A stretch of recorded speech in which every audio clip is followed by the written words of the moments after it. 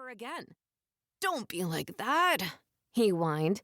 "You don't get to be mad at me. We're on a break, remember?"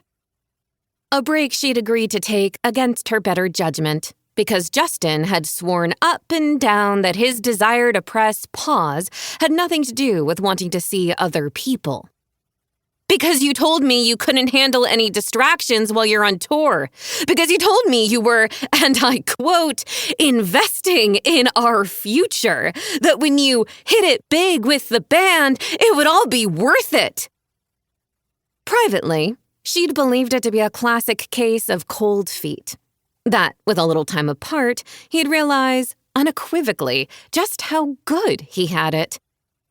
Had she known he wanted to sow some wild oats before even hitting the road, she never would have agreed to spend any time apart. "Fine. You want the truth?" He stood, blanket falling, and, with it, any semblance of his dignity. "Have you ever stopped to think that maybe the fact that my girlfriend proposed to me might have been a little emasculating? Huh? You ever think about that?" She didn't have the time nor inclination to unpack how sexist that was. "So you're, what, saying this is my fault? You're sleeping around to reestablish your masculinity? Prove to yourself you can still pull?" "Now that sounds like a trap."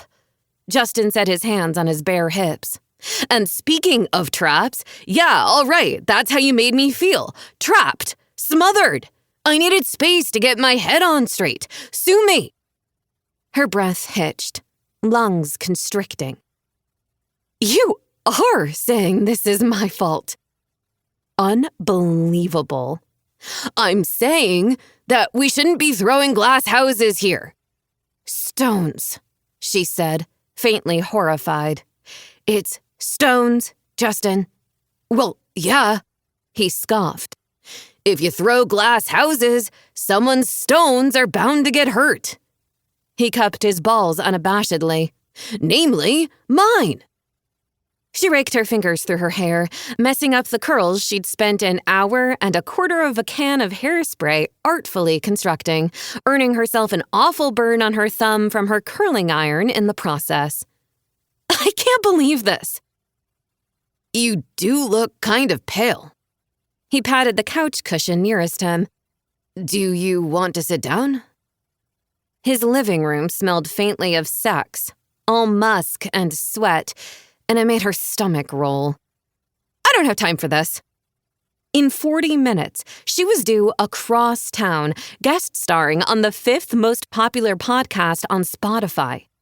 Unhinged offered listeners a blend of advice and lifestyle content, often irreverent but always real.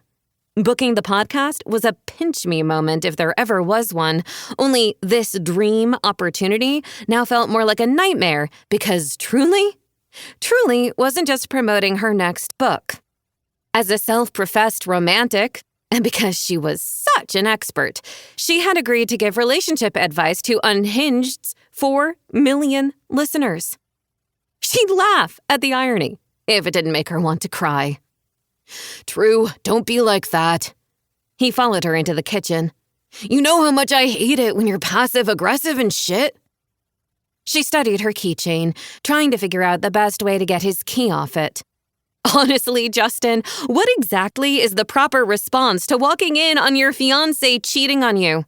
Would you rather I be aggressive? I resent that accusation."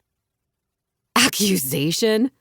She scoffed, fighting with her metal O-ring keychain, trying to pry it apart with grip strength and sheer force of will. "I literally walked in on you with your dick in another girl's mouth. Where I come from, we call that cheating. Except we are on a break." He spoke slowly, as if she were the one struggling to grasp the gravity of this whole fucked-up situation. "And even if we weren't, it's like ethical non-monogamy." She stared at him. "Are you shitting me?" "I'm just saying." Justin shrugged. "You should look it up. Ethical non-monogamy." "You think I should look it up? I think you should go fuck yourself." He sighed. "Don't be like that." "Like what? Like some..."